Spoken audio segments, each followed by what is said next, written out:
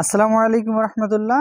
এখনই বৃষ্টি নামবে বলে আকাশটা মেঘলা হয়ে আছে, পরিবেশটা অনেক অন্ধকার অন্ধকার মতো হয়ে আসছে, মনে হচ্ছে সন্ধ্যা হয়ে এলো বলে। কিন্তু এখন আমরা প্রকৃতি দেখতে যাব না, আমরা দেখতে যাব একটা বিশেষ জিনিস। আমাদের বিয়ে হয়েছে আল্লাহর রহমতে অনেক দিনে হয়ে গেল, সুখের সংসার। তো আজকে স্পেশালি একটা এপিসোডটা হলো এই গরিবের ঘরে কি কি আছে। তো চলুন, আমাদের সংসার জীবনের শুরুতে কি ছিল আর বর্তমানে আল্লাহর রহমতে কি কি আছে আমরা সেগুলো আজকে দেখবো এবং আপনাদেরকে দেখাবো। তো চলুন যাওয়া যাক। এই যে অজিহার আম্মু কিন্তু আগে যাচ্ছে, এইটা হলো আমাদের রুমের এন্ট্রি। এইখানে ঢুকেই কিন্তু প্রথমে আপনারা দেখতে পাবেন একটা ঝিকমিকি আলো। এই যে রুমের লাইট অন করা। এই দেখেন, কিছুদিন আগে আপনাদের সাথে একটা ভিডিও শেয়ার করছিলাম, সেই ফুলটার ক্রাফটের স্থান হয়েছে কিন্তু আমাদের ঘরের ঠিক ওইখানটাতে। আর আরও অনেক কিছু আছে, সব কিছু দেখাবো। হ্যাঁ, প্রথমে বলো। আমি বলি? হ্যাঁ, অবশ্যই তুমি বলো। সংসারটা যেহেতু আমার আর তোমার, কিন্তু ঘরটা কিন্তু স্পেশালি মেয়েদের। হ্যাঁ, ঘর সাজানোর দায়িত্ব তো মেয়েদের, এটা তো আর আমাদের না। তো আমার সংসার জীবনের প্রথমে আমি যখন এই বাড়িতে বউ হয়ে আসি, তখন এই আমাদের এলাকায় এটাকে বলে চৌকি খাট। হ্যাঁ, ওটা আমাদের এখানেও বলে চৌকি খাট। চৌকি খাট, এই খাটটা পাই। আর এই যে এই চাচিনটা, তোষক বলে আমাদের এখানে। এই বেডশিটটা, এটা হলো আমার শ্বশুর শাশুড়ির থেকে পাওয়া উপহার। এটা আমার শ্বশুর শাশুড়ির থেকে আমার পাওয়া উপহার। আমার যখন বিয়ে হয়ে আমি এই বাড়িতে আসি, তখন আমার এই এই তিনটা জিনিস ছাড়া এই রুমের ভিতরে কিছুই ছিল না আমার। তো একটু একটু করে আল্লাহ পাক আমাকে সব কিছুই দিছে। গরিবের হয়তোবা অনেক আপুরা ভাবতে পারেন যে এটা আহামরি কী জিনিস, কিন্তু আমার কাছে এটাও অনেক কিছু। আমার কিছুই ছিল না, তাই এই আমার ঘরে যা আছে আমার কাছে অনেক দামি এসব জিনিস। এই যে আমার এই বেডের এইদিকে যে ওয়ালে পেপার লাগানো, এই পেপারটা লাগানো আমার মেয়ের জন্য, যাতে আমার মেয়ে বিশেষ করে খাটের উপরে বসে খেলাধুলা করে, তাই ওর জন্য এখানে এটা লাগানো। মাঝে মাঝে ওই ফলগুলো দেখে, তারপরে ওই ফলগুলোর ওইখানে যে হাঁ করে খেতে যায়, আর ও যে জিনিসটার উপরে হাত দিয়ে খাওয়ার চেষ্টা করে, সেটা আমরা ওকে আমাদের সাধ্য মতন চেষ্টা করি ওকে খাওয়ানোর। আর ওখানে যে ফলগুলো আছে একটু আসেন ভিতর থেকে দেখা, এগুলো কিন্তু সব জায়গায় পাওয়া যায়, অ্যাভেলেবেল সব। হ্যাঁ, আপনার দেখলে কিন্তু বুঝতে পারছেন প্রত্যেক ফল। আর উল্টা করে নামানো যাতে মুখটা চিনে ফলের বা মুখের দিক থেকে, এটা উঁচু করে দিলে কিন্তু পুরাই ঘুরে যেত, সেজন্য এটা উল্টা করে লাগানো হচ্ছে।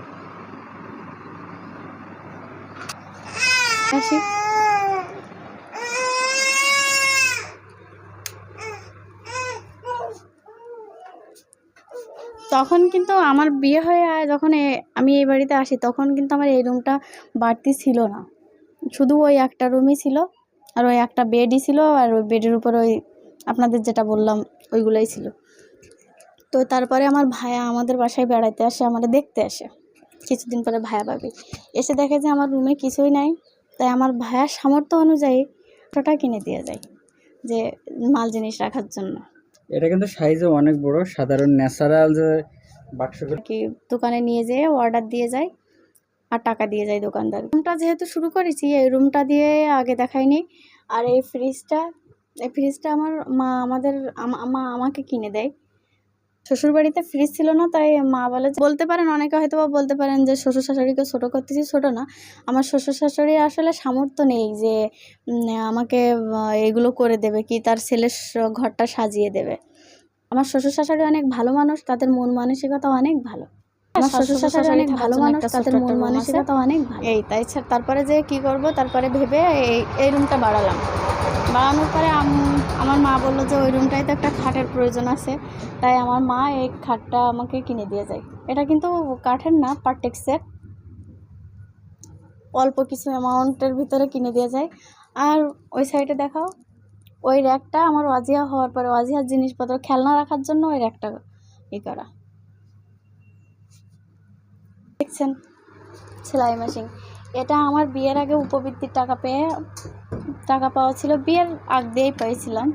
সে টাকাটা আমার আম্মুর কাছে ছিল, তা বিয়ের পরে আমি এই সেলাই মেশিনটা কিনে নিই।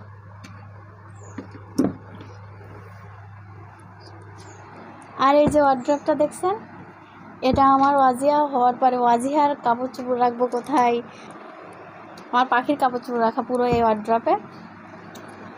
আর সব থেকে স্পেশাল, আমার লাইফে সব থেকে স্পেশাল উপহার হলো এটা। আমি অজিহার আব্বুর কাছে যখন আমার ঘরে ওই বাক্সটা হয়, তখন আমি অজিহার আব্বুরে বলি কি আমার একটা জিনিস তৈরি করে দেবে। তখন অজিহার আব্বু বলে যে কী জিনিস বলো সেটা। তা আমি তখন অজিহার আব্বুরে বলি যে আমার ঘরে একটা আলমারি বা শোকেস কোয়ালিটির একটা জিনিস আমাকে যদি তৈরি করে দিতে। তা তখন অজিহার আব্বুর হাতে কোনো টাকা পয়সা ছিল না, আর ছোটোখাটো একটা অজিহার আব্বু একটা জব করতো, সেটাও আমার বিয়ের পরই চলে যায়, একেবারে হাত শূন্য ছিল। তখন অজিহার আব্বু আমাকে আশ্বাস দেয় যে ফিরে আমার দিনটা একটু ভালো হোক, হাতঘাট ভালো হোক, তখন তোমাকে আমি তোমার এই আশাটা আমি পূরণ করার চেষ্টা করবো ইনশাল্লাহ। করোনার কারণে আসলে সব কিছুই আমাদের জীবনে করোনার জন্য এলাকায় এত কিছু ঘটে গেছে। অজিহার আব্বুর সুন্দর একটা জব ছিল, সেটা এলাকায় করোনার জন্য চলে যায়। করোনা এসে সবার জীবনে, শুধু আমাদের জীবনে না, সবার জীবনে কম বেশি দুর্দশা নেমে আসছে। তো আল্লাহ পাক, আলহামদুলিল্লাহ, আল্লাহ পাক এখন অনেক ভালো রাখিছে আলহামদুলিল্লাহ, সব কিছু মিলায়। তো শোকেস কেনার পরে আমার আম্মু আসে কিছুদিন পরে। আম্মু আসার পরে শোকেস দেখে বলে কি যে তো শোকেসে তো কোনো জিনিসই নাই, শোকেসে তো কোনো জিনিসই নাই। তখন আমি আমার আম্মুকে বলি যে তোমার জামাইয়ের ইনকাম থেকে এটুকু আমাকে দিতে পারিছে, আর তার যখন হাতে টাকা হবে আবার অবশ্যই আমরা আস্তে আস্তে আস্তে আস্তে মাল জিনিসগুলো করবো। তখন আম্মু বলে কি জামাইকে বল আর তুই চল যে বাজারে যাই। তখন যে আম্মুর সাথে যাওয়ার পরে আম্মু এরকম আনুমানিক 7-8 হাজার টাকার মাল জিনিস আমাকে কিনে দেয়। আর তারপরে নিজের চেষ্টায় টুকটুক টুকটুক করে করেছি, আম্মু কিছু দিয়েছে, আর তারপরে নিজের চেষ্টা আস্তে আস্তে এই এই আপনাদের এই যে দেখাচ্ছি এগুলোই। আর এগুলোর সাথে কিন্তু আমার অনেক অনেক স্মৃতি মাখা, মানে আমার কাছে খুব, মানে আমার সংসার জীবনে আমার ইন ফিউচারে যদি এর থেকে বেশি কিছু হয়, কিন্তু এই জিনিসগুলো আমার কাছে বেশি স্পেশাল। এর সাথে আমার দুঃখ কষ্ট সব কিছু মিলে আছে। আর একটা জিনিস দেখেন, আমাদের দুজনের দুটো হেলমেট অবহেলায় পড়ে আছে। অজিয়ার আব্বুর হাত ভাঙার পর থেকে আমরা কোথাও যাই না, ট্যুর করা হয় না, অবহেলায় হেলমেট দুটো পড়ে আছে।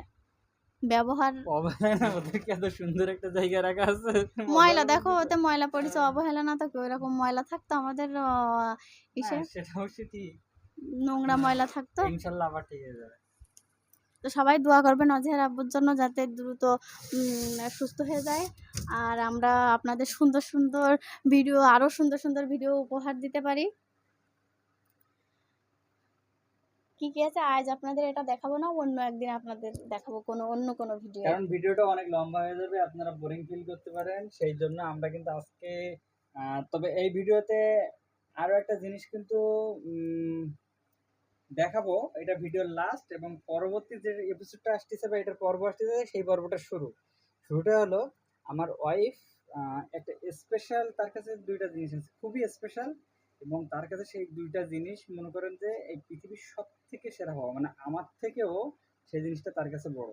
তো সেই জিনিসটা একটু দেখাবো, কিন্তু আমরা আলমারিটা ভিডিও স্কিপ করে খুলে সেখান থেকে বের করে শুধু জিনিস দুটো দেখাবো, এবং সেই দুইটা জিনিস প্রত্যেকটা মুসলমানের জন্য আল্লাহ তালার পরে বা সেই দুইটারই স্থান, বা মনে করেন সেইটাই হলো মূল ভিত্তি। তো সেই জিনিস দুটো আমরা একটু দেখাবো। এটা আমার শ্বশুর উপহার হিসেবে তাকে দিছিল। আমার আব্বুর কাছ থেকে আমার পাওয়া সেরা দুইটা উপহার আর দুটা কিতাব। একটা হলো সহিহ আল বুখারী, আর একটা হলো সবাই জানেন এই যে আল কোরআন।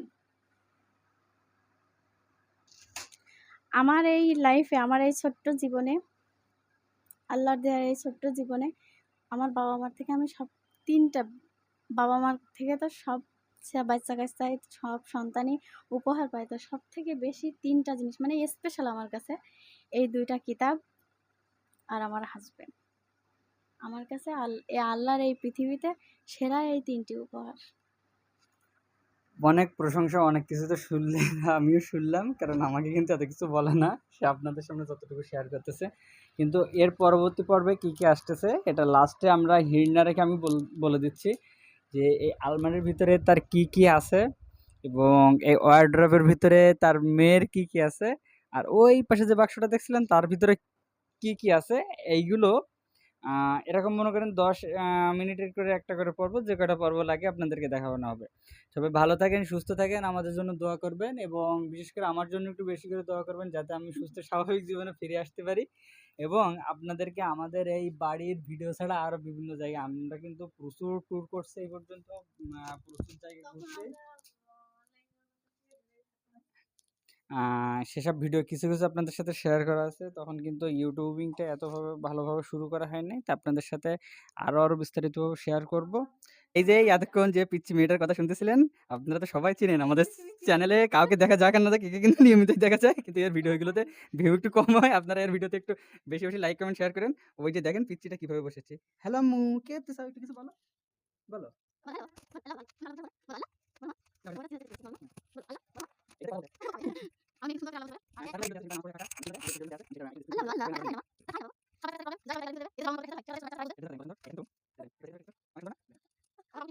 কত সুন্দর দেখা যাচ্ছে।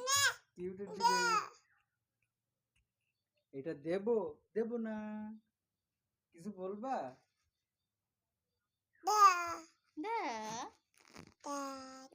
টাটা, সবাইকে টাটা দাও, তো সবাইকে টাটা দাও। বলো আল্লাহ হাফেজ।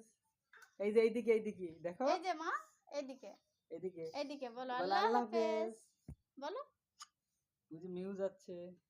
তো ওই ঠিক আছে, দেখো মিউ মিউ, ওই যে মিউ যাচ্ছে। ঠিক আছে, সবাই ভালো থাকবেন, আল্লাহ হাফেজ। কথা হবে অন্য কোনো ভিডিওতে। এবং এই শুক্রবারে দেখতে পাচ্ছেন আমাদের এই কি